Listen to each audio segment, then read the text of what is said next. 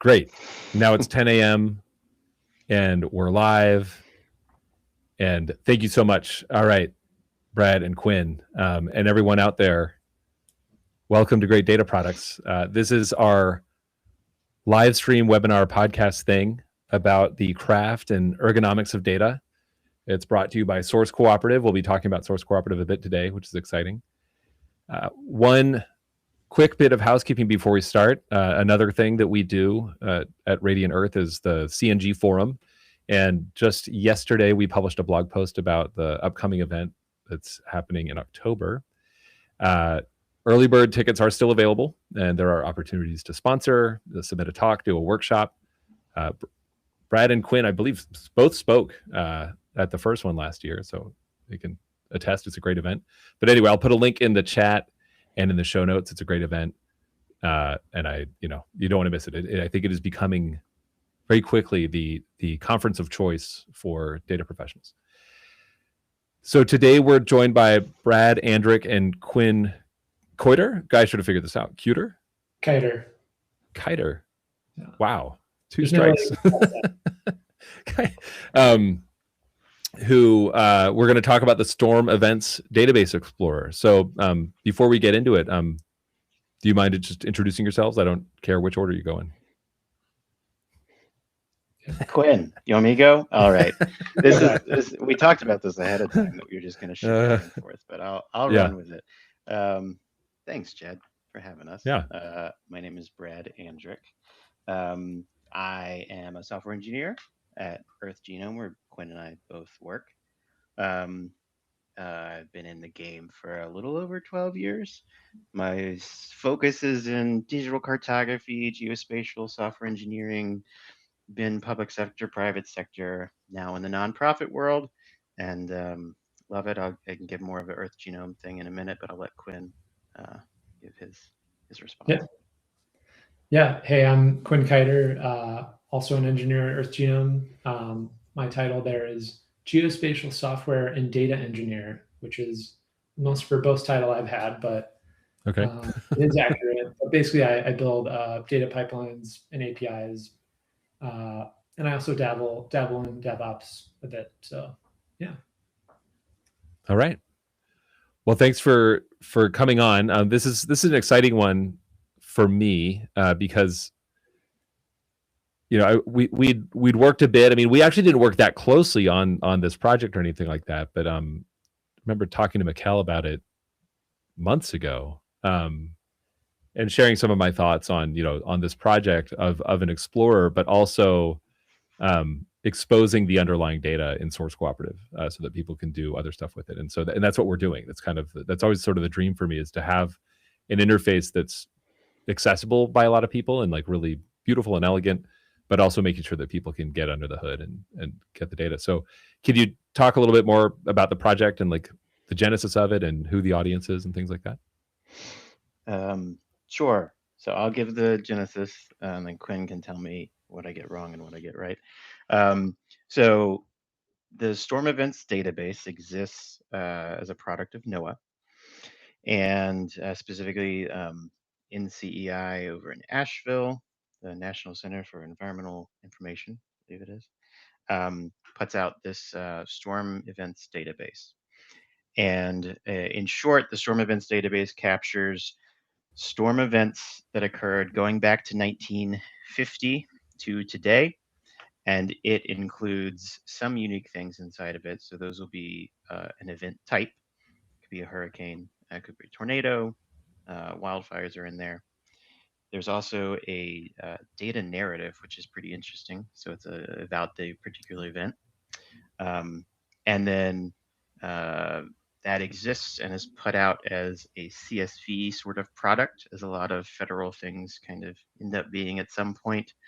And there's a user interface you can search through the database there for. In addition to that, those fields about the storm event itself, there's also the impact that it had. So that can be property damage, as well as deaths and injuries are also recorded inside of that data set. So that's what that data set really is today if you go to NOAA's site itself.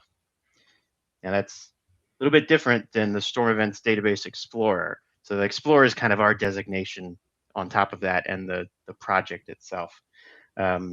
So what that ended up being is there were some challenges that come up when you have CSVs that you need to download, or those user interfaces where you got a couple of filters and then you're getting pieces of the data here and there out of it. But a lot of this data is spatial. And so there's wasn't really a great visualization to capture that. And in general, we thought that there were some value adds. And I should mention the genesis of this project is not Earth Genome, where like we didn't decide, hey, we should make this. It's great.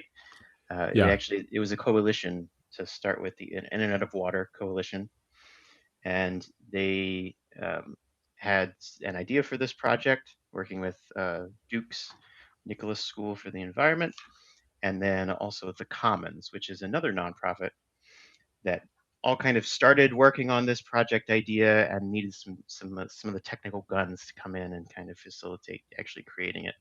And that's where Earth Genome came into the mix to actually build out the tool. I kind of stopped short of saying what the Explorer part of it got into more, but Kwin, I'll let you go a bit. Yeah, sure. Yeah. And we'll get to that. But yeah, I think that this NOAA data set is really unique in that it brings together all these different types of, broadly speaking, weather events. Brad mentioned a few of them. I think there's 55 different event types that are tracked, and it's really more about the sort of narrative elements of these events rather than like the hyper detailed gridded data that you might see, in like NetCDF format, for example. It's not that. It's more about what happened when this event, this tornado or hurricane, like either in a very specific place or across a broad region, what happened. So that the narrative text, like Brad mentioned, is really useful, but also like, how do you take everything from a tropical storm to a wildfire, a hailstorm, and how do you make them all sort of have a similar format? And that's what NOAA and NCI have been able to do. And I really think that the best parts of that are, what were the economic impacts, and how were people affected, in terms of safety with fatalities and injuries. I'm not really sure where else you would go for all of that. And so, like Brad said, clearly this data set has a huge amount of potential, or it's just really valuable. But if it's in a CSV, or, you can query it, but you can only see like 1,000 events at a time or whatever, like you're not really going to get all the potential out of it, I don't think. So that's what we tried to do here. That's great. No, I mean, it's a perfect example of what's possible now. It's just over the past, not that many years, it's become so easy to see lots of things in the browser and interrogate data that way. And I don't blame anybody for using CSVs. I love CSVs are great. But it's really interesting. I'm sure you have this very lived experience now, having worked with this data, to see if this data goes back to, you said the 1950 or 1950. Amazing. So you have to imagine sort of the constraints that people were under in terms of how they thought about like what was even possible to share. And we might get into this, we will get into this a bit more, I'm sure, but that's one of the interesting things about this data set, and like the data discovery portion of this project is, in 1950, it only recorded tornadoes. And so, oh really? Okay. Yes. Kwin, was it 1995? Kwin was the transition. 96, I think. 96 was the transition over to a bunch more event types, and there's even more now, of 55, like Kwin mentioned. So working with a data set that for so many years was just tornadoes, and then you've got all of these other event types that come in, making sure that you can visualize in a semi-standardized way both of those different viewpoints over time. It was a really interesting challenge to go through. Yeah. And I just, to echo the 75 years worth of data, like it's just, there's actually some great sort of storytelling on NOAA's websites about the just incredible journey that the data went through, going from like basically typing out documents and filing them in like whatever paper filing archives they had to whatever was the database of choice in 1980, like, and then and then just the rapid acceleration of different developments in our space, and now here we are. Like, that's I think nothing short of heroic to shepherd a data set through all of that time. So we're absolutely. We're lucky that we get to to be on the tail, at this point, and to get to explore this data and try to make it come to life. That was really fun, and that's what we're here to talk about. Yeah, no, it's really cool. I mean, it's for me, just because I have some biases here. I'm very excited to see the data in source, and in particular that you all created a Parquet file. And I'm going to pull up. I have the link here. I'll also put it in the chat. But that you can now see. I mean, that's kind of a janky URL, I guess, to share in the chat. I don't know if people are going to be able to go to that, but that loads up really quickly. Over 2 million rows of data that you can sort. I mean, it's for people who don't know like how Parquet works. The sorting experience might be a little bit strange because it streams in data, so like the different columns will come in. But one of the first things I did when you put up this Parquet file was go and look, like, just sort by number of deaths. Like, it's like, what is the most kind of like morbid, intriguing statistic there, and it's Katrina. Katrina shows up, and there's a narrative about it, and it's fascinating to think that we can just, I mean, I don't remember anymore the limit that Excel has on, it was something 60 something thousand rows, where when I was in grad school, I'd always be frustrated, like, well, you get a CSV or some sort of file and you just can't open it. And now we're at this point where it's like, oh, you just send somebody a URL and they can see all this data. And it's, if you think about what would it imagine 2 million records in 1950, how they would have thought about that. A 2 million page book, a 2 million card catalog or something like that. Like, it's and the fact that the queries that you can do on it on a Parquet file like this are basically only limited by what are the columns there, and then how much SQL do you want to learn. Now you probably don't have to really learn hardly any SQL at all. You could just have an LLM write it for you. And then the queries are really fast. So I'm glad that you're excited about that, Jed. It is just one sort of mode of access that we've built into this product. And I think that this product is sort of exemplary of a lot of what we do at Earth Genome, where we try to create as many modes of access as possible, because naturally someone's first impression of the data is probably going to be going to like the first URL that you shared, the Storm Events Internet of Water app. They want to see what it looks like, but then they might really love CSVs. We have those. They might want to access an API programmatically. They can do that.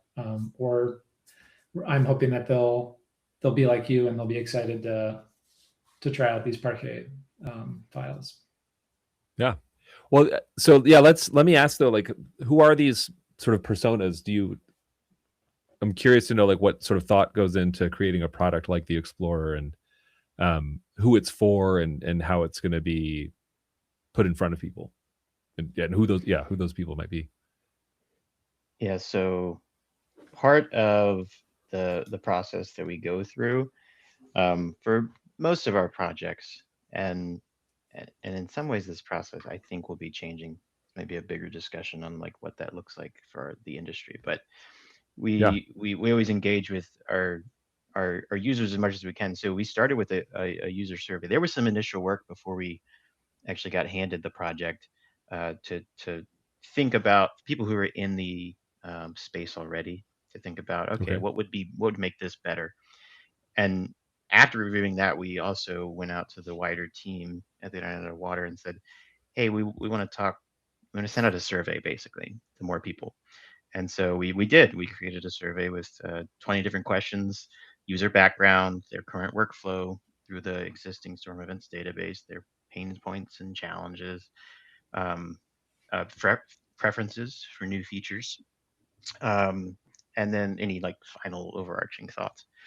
And these covered, with the people that it got sent out to, we had meteorology, climatology wrapped up in there by a few different people, emergency management, kind of disaster preparedness folks. There was insurance in there as well, real estate, and that sort of some energy policy, I think might have been in the mix as well. So that's, when we kind of think about those users, that's roughly the mix of people. So it spans scientists to someone in the insurance industry thinking about risk, or a local government that's planning for, hey, this area had this much impact of disaster and this was the cost for it, right? We need to understand that risk, plan for finances and all those sorts of things. Got it. Yeah. Brad, did you mention local government planners? I think that was one on our list of like target users. Yeah. And I think that represents like a segment that, is maybe, this would be especially useful as a product for people who need this type of data, but maybe they don't have like, an army of, data scientists like an insurance company might have to build some detailed model, but if you're, you a mid-sized city or a small city and you just need to quickly access weather event narrative data, like I'm hoping that people will hear about this so that they could be like, yeah, now I just go here and it's just that easy. So I think that like, especially the people who don't have the resources or expertise, I'm hoping it gets to them. Right. Yeah, no, that kind of persona of somebody who they don't know how to write a SQL query. They don't know what SQL is. And this is also, it's a fascinating data set because it's the kind of thing where like, it's the sort of thing that I think a lot of people imagine does exist or should exist, like, oh yeah, certainly somebody has a data set of all the storms, but like to find that and then to be able to like, as you all were saying before, query in any sort of useful way by geography or, interact with it was just too much of a lift for a lot of people. So this Explorer, hopefully, people will find it. I am curious to know though, like, this might not be your part of your job description, but do you know of like, are there plans to like get it into classrooms or train people on it or, make sure people know about it? I don't know of anything like that. I would love for that to happen. So we did the last step of the project cycle, which right now we're kind of moved into maintenance mode. So we run updates. Kwin runs updates on the project to keep the data up to date. But that's kind of where things live right now. The last step though, before we kind of moved into that mode was like communication in a way, which was mostly blog post. So the Commons wrote a blog post or a case study. We did a blog post kind of outlining our process. Then there was a webinar run by the Internet of Water Coalition that Kwin and I were on and kind of gave the walk through the tool. Like 20 or 30 people, I think, were on that at the high point. And then finally, there also was a talk at Phos4G North America this year up in Reston. That kind of outlined a little bit more of the technical details, but still brought up the project. But that's kind of where that project term ended right now. Yeah. Well, that's, this is interesting. I mean, I'm not like, I don't want to like put anybody on the spot, but like, that's a tricky thing with a lot of these things is that we're at this point where it's like, it's kind of cheap to create something like this. And then but it's a living thing, presumably, that needs to be stewarded for a long time. So anyway, this is a plea to the funders listening in, like, you should continue to fund these kinds of things and make sure that like we can drive usage of them. I'm curious to know what's NCEI's involvement in here other than just like kind of being where the data comes from. Are they at the table? Not really, which is interesting. I've Yeah. reflected on that myself. I'm like, that's interesting.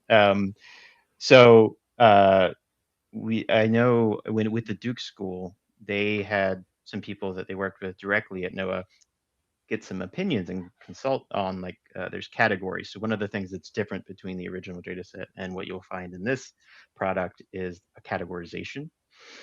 And so that there was a lot of time that went into figuring out where those breaks should be, how we should group things together. And so that had some NOAA consult back and forth. But as far as the NCEI storm events database and anybody that's currently staffed on that project, we didn't really have much of a relationship with them. That said, we've been following along what they're working on. So that includes the data releases. But more than that, there's been an initiative to redo the user interface that currently exists. And it's interesting to follow because the last update that I had heard was from a presentation last summer, midsummer, that talked about a September release of their beta. So if you go to their website, you have to dig a little bit, you can find a beta version. Interestingly, it does not have the map visualization. It has a filter by map feature now, which is very helpful, but it doesn't have a visualization. They're not putting all of the points on a map or anything like that. But that beta version hasn't been released yet. Who knows why? It could be funding, right? We don't know. Yeah. That's an assumption, but it's a weird time. It's a weird time to be NOAA. Yeah. But there was a parallel project that after that started, at least our awareness of it started after our project was already underway. And we finished our development work last September. And yeah, have yet to see that beta go. I did before this call. I was like, let me follow up on that on LinkedIn with the product owner that I saw from the webinar and followed up on LinkedIn just to kind of see. And they were just somewhere giving a presentation about something related to the storm events beta that's still underway. So the deadline has passed, but it's still moving somewhere. So that's at least a good sign. Yeah. Okay. Well, that's good to know. Yeah, it's it's such an interesting data product that NOAA has here. And it's, as I was looking at it, thanks to your Explorer, and also the Parquet file, and just, it's fun to be able to go back and look at this old data. And then also to understand that, like, there's certainly there are there's clearly like bad data in there, I think, in the sense that, like, I'm pretty sure Katrina there's no like sort of like, there's like direct, sorry, I'm like so morbid. I'm like, I only care about death. It's like there's like the direct deaths, and then there's like indirect, fatalities or whatever. And I think they were like 0 for Katrina, which is like almost certainly not true. But I guess, did you have to deal with this as you were going through? Certainly fields were added over time, for which there's just no data for historical events. How much of your work got caught up in that kind of stuff?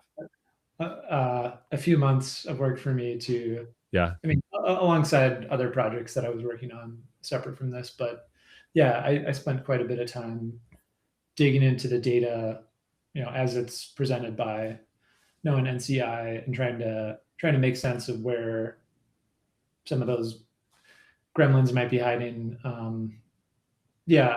So I don't have an answer for the, why indirect deaths might be undercounted in certain events. Yeah. On so we have also, the data set has property damage and crop damage. I spent a while looking at that because, one, the way that damage, those damage numbers are presented, it's not just numerical. It's not just like $1 million. It's like one capital M, it's like you have to parse these text fields. And, oh, wow. So I got that working, and that's all fine. But then in about April or May, our Mikkel Marin, our boss here at Earth Genome, he mentioned the NOAA's $1 billion data set. And because we were wondering, like, okay, well, that's got property damage information, just like the storm events database has. How similar are they? Are the numbers exactly the same? So I spent a little bit of time comparing those numbers, and the $1 billion data set, because I'm assuming that because it's been focused on figuring out the overall economic impact of a large scale event, they probably dialed in the methodology for counting that damage, Right. More precisely than perhaps this storm events data set has. So typically the $1 billion data set numbers are higher, probably because they've done a more complete sort of evaluation. But then it was interesting because then in May, NOAA announced that they were going to retire that $1 billion data set. So Right. that caused some I don't know, I wouldn't say alarm on our part, because everything looked fine for the continuity of the storm events database from NOAA, but we just had to wonder, like, is this going to be next? But so far it's been kept up to date every month, except for during the shutdown. So Right. Yeah, gosh. I mean, it's so, it's inevitable that if you look at any kind of data set like this, you're going to get into all these like really interesting questions where you're like, how, you see a number there and it's like, this is how much damage there was. And you're like, well, how do you know? Like what model did you use? And to your point, like you could use whatever model that the economist who runs the $1 billion disaster thing, who by the way, the guy's name is Adam Smith. He's an economist at NOAA, or he used to be, because of presumably Doge or something like that. Not there anymore. But anyway, it's just funny. He's an economist named Adam Smith. I don't know him, but but anyway, like, so he has a model to figure out, like, the what counts as $1 billion disaster, and the point being that like whatever number is in those cells is like, there's a lot of thinking that has to go behind that's never documented. It's very, very rarely documented. So anyway, it's just I want to make sure that it's clear that I'm not picking on you all if there are issues with the data. It's just one of the sorry, but I want to hear from you, but like that's kind of why I'm like curious to know if like NCEI is involved, because I think one of the great things about this Explorer is that it should allow for a feedback loop to NCEI, but my guess is that there's no one on the other end of the line. Yeah. I would love to have that feedback loop too. In a previous job, I spent 3 years as a contractor at the U.S. Geological Survey, working on the national map and delivering those data products. I have found myself on the other end of the line, and it's like, how do we talk to users? Like, I would love to hear, the users of these data products, like what feedback they have for us. And maybe that was just not in my scope of responsibilities, but I regardless would love to see more of that feedback loop, like you mentioned. One specific sort of data quality issue that I wrestled with, and I think where we ended up actually works pretty well, is the location data. So in the storm events data set, again, you have 55 different event types. How do you represent where that event happened? Some event types, like a tornado, the database has an actual point location or even a series of points where that tornado happened. But how would you do that for like a heat wave, which is another event type? You can't really use a point location for a heat wave. So there they would make the location would be represented by the county or forecast zone that experienced that heat wave or whatever the event type was. So right there, you've got like two different, a point and a boundary, a polygon. The way that we sort of merge those together is just by taking the centroid of that boundary. But then, so that's fine. But I also found that the way that those boundaries are assigned isn't always, there's some cases where they would say it happened in this state, and here's the FIPS code for the county where it happened. Yeah. And we've got a NOAA data set of, county FIPS codes, and sometimes the FIPS code doesn't line up with any known FIPS code in that state. So, so what do you do then? Well, there's also names of, the name of the county.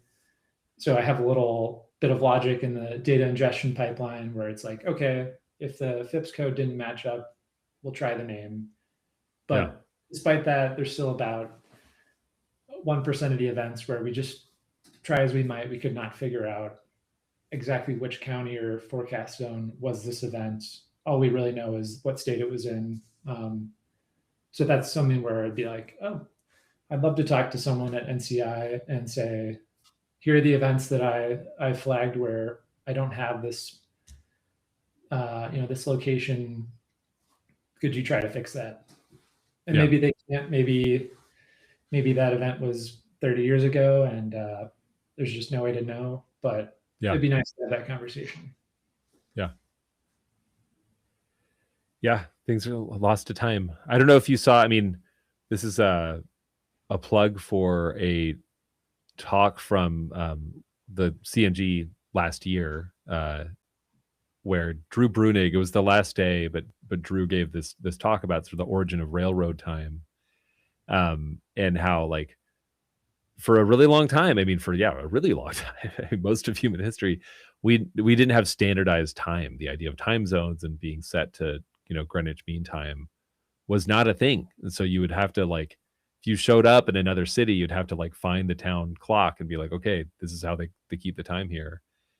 And just what an unlock it was for us to get a standardized way of referring to time, how that enabled commerce and travel and things like that. And we just don't, you're just remaking his point for him. He's like, we need that for place. There is no way to like a common way to refer to a place. There's a FIPS code, their county boundaries and stuff like that, county names, but it can fall apart really easily. And so standardizing that is really important. Yeah. Well, another thing that I took away from Drew's talk, he said, it wasn't just about railroad time. It was about,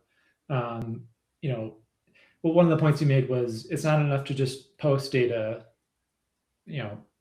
make the data open and just stop there. You have to actually make it easy to use. And so that's where, again, it's like we had an open data set, but here we tried to make it really easy for as many people who would care to use the data.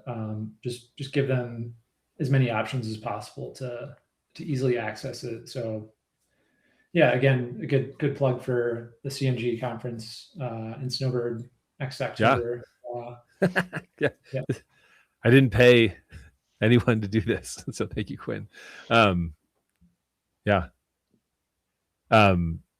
Actually, I'll put a link to Drew. So the funny thing about Drew's talk is that we failed to record it at the conference, so we had him redo it, just like as a webinar, and recorded it, and so it's up on YouTube. But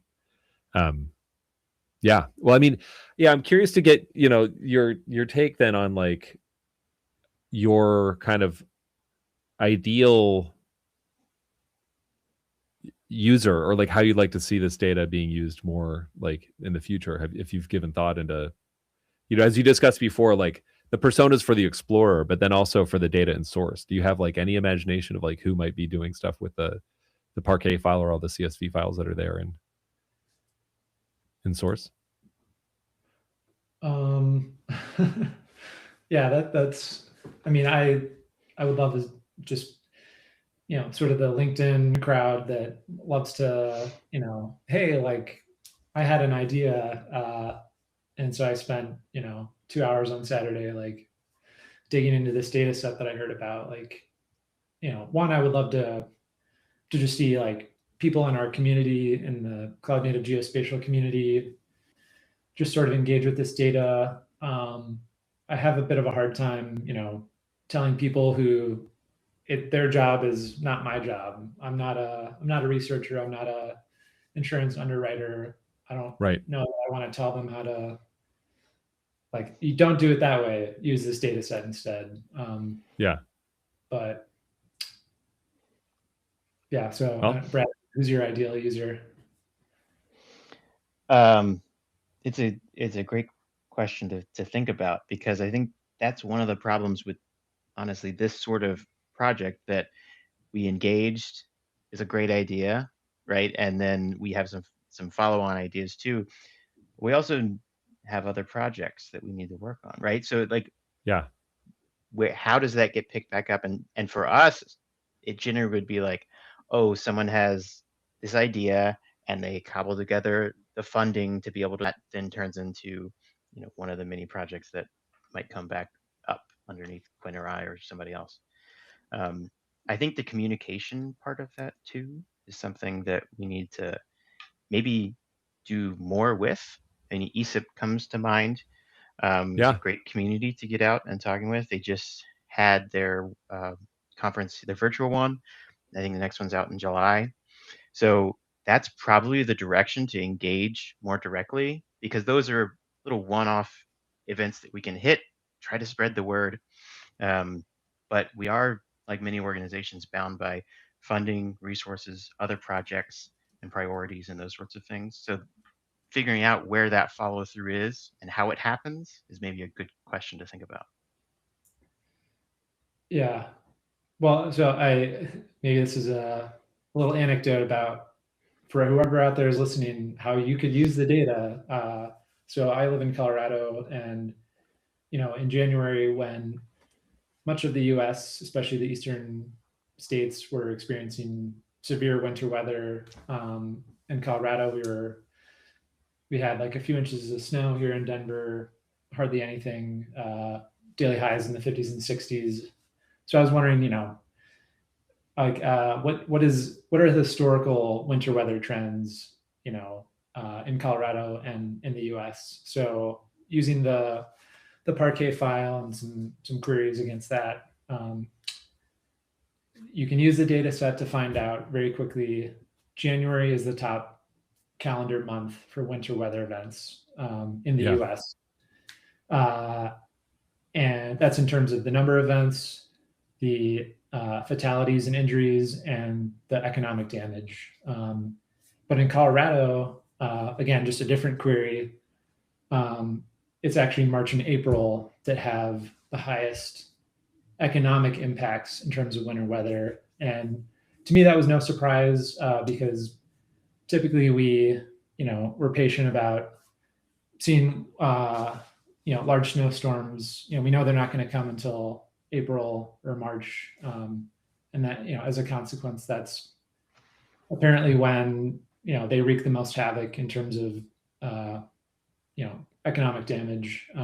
So that was an easy, that took me maybe 15 minutes to figure that out. But I think that there is a sort of open question that I'm glad we're talking to you, Jed. Sure. Like I think all three of us love the idea of data products. We sort of inherently see and have a visceral feeling of the value of these data, but like it really depends on someone also getting that feeling. So like how do you market a data product? And right. Yeah, what have you learned from Sure. trying to do that? Well, I mean, that is the whole point of this podcast, is to sort of explore these questions in public. One is like having a name, and I mean, and even like a name like the National Storm Events Database or something like that, like is fine. Like Landsat is one that I always use because it has like a brand name, and my hilarious joke about Landsat, and this is true, is that like I'd been working with Landsat for like at least 5 years before I realized it stood for land satellite. I was like, oh, land satellite. This is not obvious to me, but like, but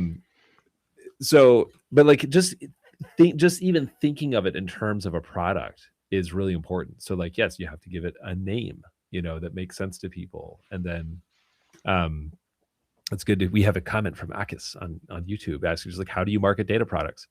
It's kind of like any other product. You just have to figure out like how to explain its value proposition, make sure that people know about it, you get awareness, talk about it a lot, and it's the kind of thing that like our world of like nonprofit people tend to ignore entirely, which is like it is sales. It's like very kind of like, it's like you gotta like find channels. This is what like salespeople like to talk about, or like channels, like, which is like, how are you going to get your message out to a lot of people at once and make sure that they're the people that you want.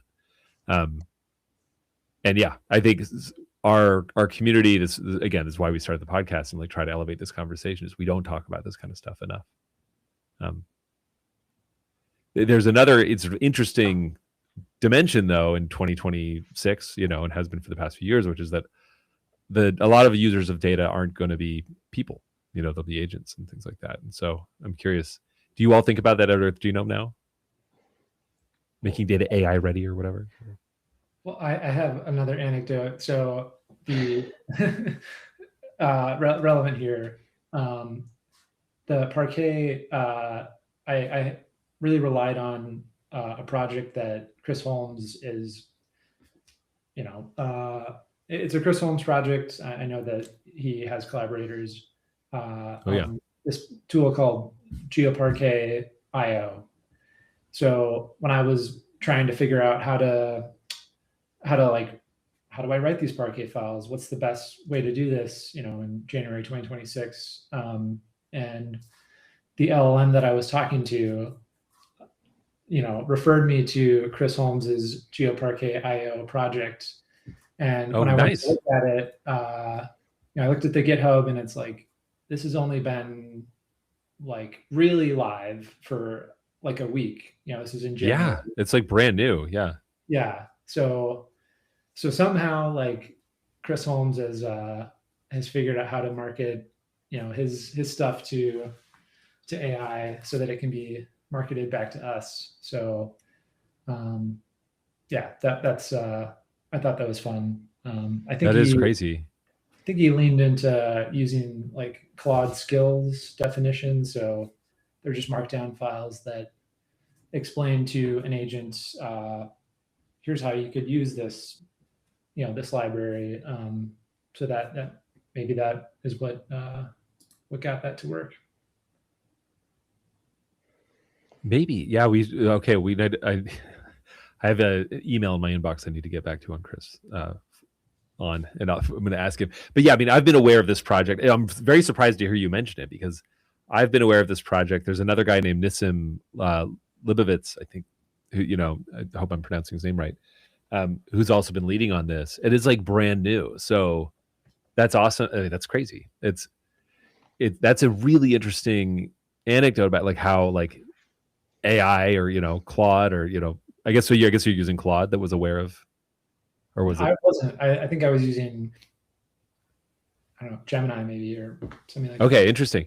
But regardless, like that, like right away, the models have been able to figure out other stuff that people have been working on that would be relevant to you. So anyway, it's just like a model helping sort of matchmake among humans, which is crazy. That's super cool. Yeah, but yeah, everybody check out geoparquet.io. Brad, I'm going to put you on the spot. I mean, what have you been thinking about the rise of agents as data users as well? A bit, but if I could, I'd go back to the marketing question for a second. Sure, please. So I think why it matters is really important. So, and I think about why this data set matters from NOAA. And if you look at it, we're talking about who's our persona, and that's important.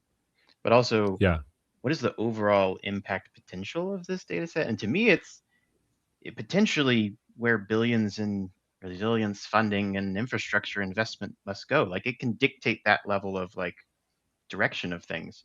How many people that have that level of influence are looking at this data set or aware of this data set or using a report that maybe is rolled up 5 levels and there's no like actual tie back to the data set?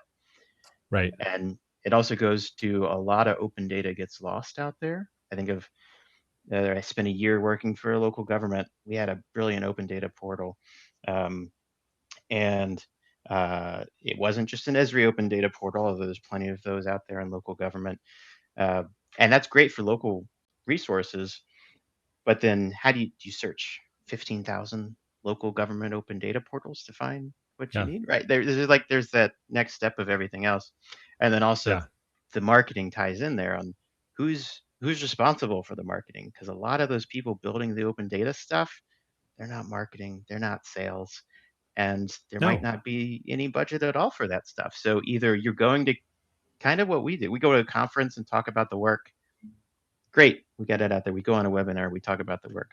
All right, here it is. There you go. But where is that gap, and how does that get filled? I don't have a great answer to that. Yeah. Well, and so this is a message that, this is our message also kind of like to policymakers or people who are writing open data policy, or otherwise, like, funding open data programs, is that we've got to get ourselves out of this idea that like you just open up the data and it's fine and good and you're done. It's like, well, no, like, what are you doing this for? Who are you doing it for? Are you sure you're reaching them? Do you have any way of knowing whether or not it's useful? To your point, Brad, that none of that stuff is funded. It's all, it's kind of just throw some CSVs up on the internet and be like, all right, our job is done here. And it's like nothing else. No other like media production operation behaves that way, where we're just gonna put stuff out there and just see what happens. So anyhow,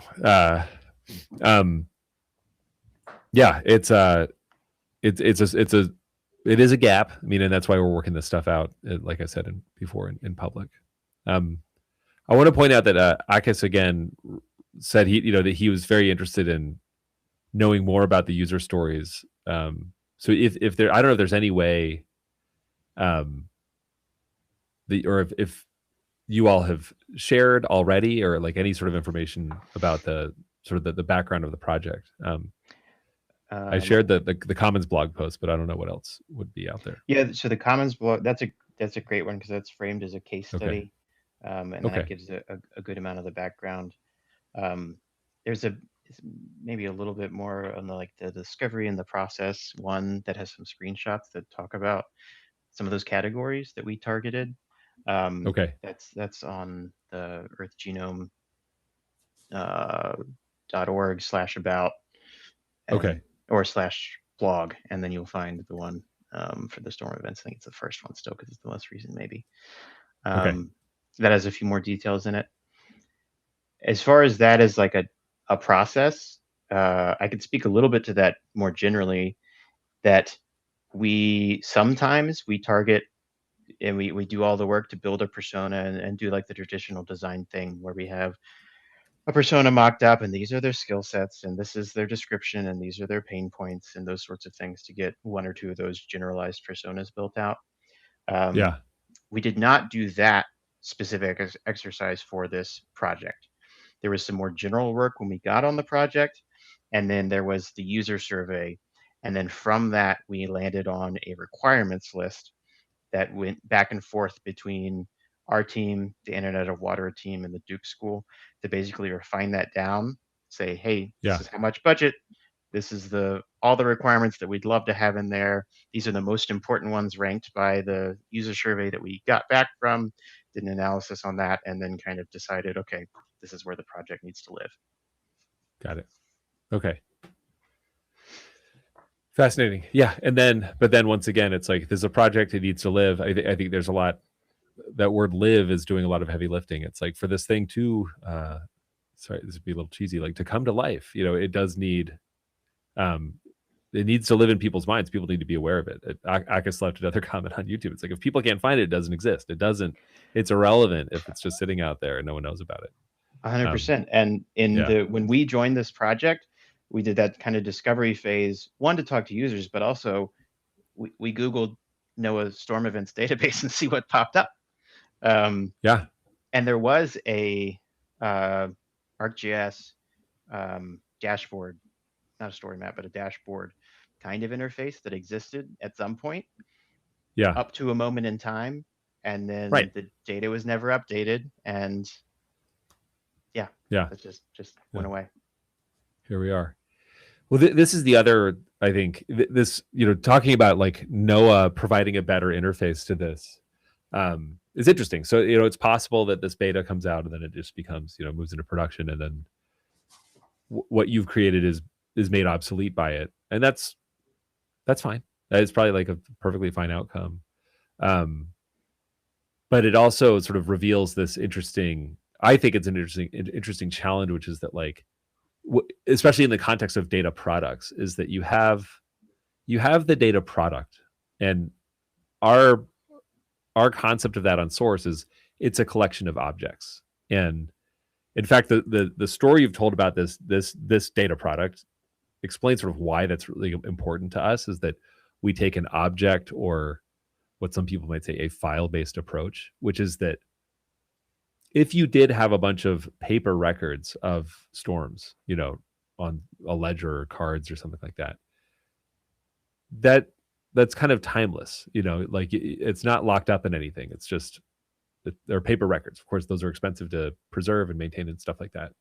So as we move into digital things, for a long time, we've been, I would say, beset by database people who I love. Some of my best friends are database people, but that are like, oh no, this needs to be like, put into a database for all these obvious benefits. And we're like, well, yeah, sort of, except it does start to impinge upon accessibility and portability, or it can, depending on what kind of database you use. And we're just like, no, like I want us to keep a file-based approach, just because it feels more timeless, right? And it can live anywhere. So we think of products as like a collection of objects. And so in the case of what you publish on source, it's all the CSVs and this Parquet file. I would say if NOAA could only do anything, it should just do that and then get out of the way, because it allows people like you to build tools like, your Explorer much more easily. But very few government agencies can get away with that. They can't be like, here's a Parquet file, good luck. Like, there's an executive somewhere that wants to have a dashboard, and it's fine. But all of those dashboards and visualizations are expensive. Oh, go ahead, Kwin. Sorry. They have a need to market themselves, market their data, and if it's just a CSV file, they're going to want to go a step beyond. But your conversation with Denise Ross, I think she made that point about, it's really essential that if a data set can only be produced by a government, they need to make the care and feeding of that data set their priority. They need to protect whatever it takes to keep collecting it, because that continuity is more valuable than, a user interface, because then as long as the data is open, then, anyone else outside of the government, like us, we're those people, can come along and build and innovate on that open data. So I was glad that she said that, because I hadn't heard anyone articulate that before. But it's like, okay. I think we need to say that more often, rather than just be passive consumers of public data. Yeah. Agree. I mean, I think we should, everyone knows Denise is very good. That conversation is like really great. I need to go back and re-listen to it, because there's some just amazing gems in there. And, we've gotten feedback on that one. But yeah, I think I haven't said it explicitly. I've been thinking this whole conversation, been thinking about what she and I talked about, the lack of feedback loops. This is why I was asking, like, is NCEI at the table? Is there anybody there at the table? And, and Brad, like you said it, that kind of work, that sort of like consumer, customer engagement, front facing type work is just very, very, very rarely funded. And it's a problem, because it does, you almost have no choice but to be a passive consumer, because there's just like no way to actually like interact with the provider of the data in many cases. So go ahead, Kwin, were you gonna say something? Okay, sorry. Okay, Well, we're reaching the end of the hour. So I'm going to say this: we want people to submit talks for CNG 2026, but we're going to be, one bit of feedback we got from last year is we had too many sessions that were very good, and people just couldn't choose. So we're gonna have fewer sessions. We're just gonna like be a bit more picky. So I encourage you all, Earth Genome, or either of you to submit stuff. You don't have to say what you're going to submit about, but and also anybody listening as well. But yeah, if Quinn and I have already I'd be talked. curious. Yeah, we've got ideas, but it's kind of like Okay. which one, since it seems like a more focused effort this time. Which idea do we pull the gun on and submit for? So. Okay, well, here a clue is like we want end users. We want like impact. This is sort of a problem our community has, is that we are very geeky and we'll geek out on talking about file formats and stuff like that and technical specs, but we want to talk about actual use, like end user impact. So yeah.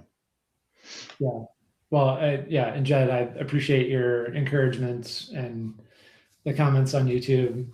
Also, the implicit encouragement there to keep talking about these valuable data sets and not just like post it and forget it, but continue those conversations, because that's how I think that's how their value can actually be fully realized. So that's one of the goals for this year. Just keep talking about it. Yeah. I mean, it's I've got another email in my inbox about this, and Akas just left another comment. How would this work and get funded at the open data product level? Is like, that's kind of the point. Is like, you have to think in terms of products to defend these things. Is to say, like, the other email I have in my inbox is about like, hey, how do we prioritize which data sets from the government are at risk? And this conversation has been going on for like a solid well over a year now, ever since Trump came back into office and things started going a little haywire.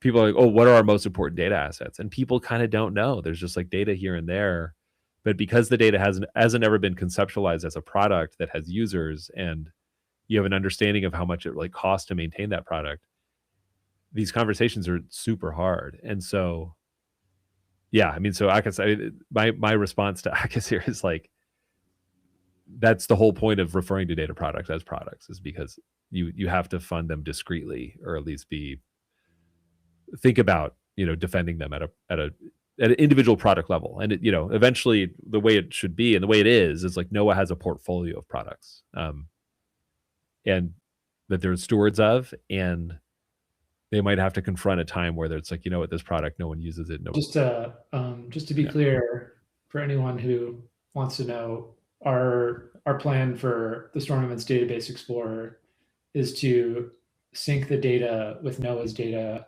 every month through, I think, at least October of this year. Great. Probably longer. It's actually very easy to do that. Did it last night.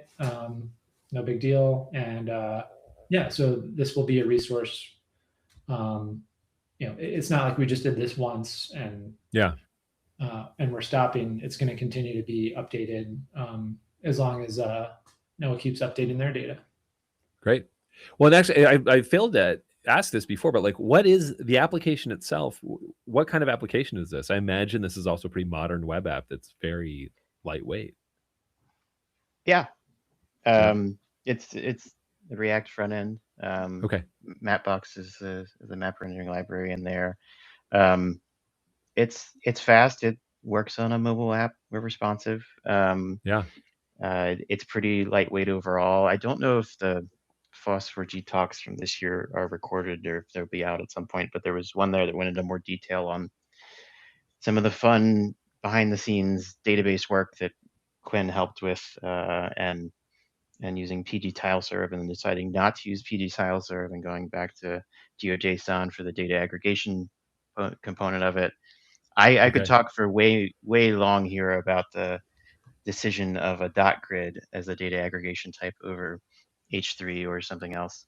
So it was a great, I loved, it's for like the place I love to live, digital cartography land. but it's pretty lightweight. And kind of to circle back to the agent question that I avoided in a way. Oh yeah, sure. Was you made a comment that I think is very true, that we've had a bit of a sea change where it is a lot easier to get things done faster, at least to that prototype. We talk about this a lot internally right now on what does that design process look like for us? Are we iterating in code now? Because it used to be code's expensive. You do that last. Well, that's kind of changing in the landscape, at least for the prototype stage. But as far as NOAA putting the data out there and just being like, here's the endpoint, like scripting down those CSVs, I don't like. Kwin did a lot of work to do that, but these days it's not too wild to script those and pull them down. Right now, the cleaning up portion, that's where a lot of the thought work went into. But like the action of pulling down all of the data and then throwing it into a database, like there's work to get there to get it to work at scale, and we're at 2 million over that now events in the database. So that starts to be like an annoying. It's not big data, but it's big enough to be annoying that you need to consider aggregation methods and all those things, and multiple filters being combined and dynamic querying and all of that. But anyway, I think there is maybe a world going ahead where that sort of interface is, you can spin it up much more quickly, make these tweaks here and there in much more of an open and collaborative and easy to access for people way. Yeah, absolutely. No, and I think this is the great future that we live in. I mean, I'm a broken record on this. Like, it gets cheaper to do this stuff every day. Like every day, it's cheaper and easier to build a tool like this. And yeah, we live in a future where I can send somebody a URL and they can interrogate 2 million rows of data, like in a browser anywhere in the world. Like, that's awesome. What to me, like the lesson from that is like, well, then we need to be investing in making sure that the data itself is really high quality and keeps being produced, at the core. So that anybody can build on top of it. All right. Well, so any last words before we wrap it up? Anything you want our audience to know about or look at? We'll share, of course, links to all of your work in the show notes and stuff like that. But for anybody that does follow our work on Earth Index, that's something we've been doing. Searching embeddings. That we've got some interesting things coming out that we went through a Google Google.org GenAI accelerator, and so that was an interesting learning experience. And we have some even features past that coming out later this year, so there'll be some interesting things there to watch. And then we'll plug again CNG. Everybody should go to I said to Jed before, this is the conference. When I'm at places, I tell people, go to this conference. It's like if you took all the technical people, and hopefully this won't offend you, Jed, because you just said you're trying to shift this up, but you took all the technical people out of the FOSS4G world and put them in a room, and it's just the geospatial nerds that are also talking about the bigger, wider. There were some great sessions in the like business kind of side of things last year, and how do we open data sustainably longer term and funding models. So it was great. I love it, and I'm going to be back this year. Everybody awesome. Oh, I'm so glad to hear that.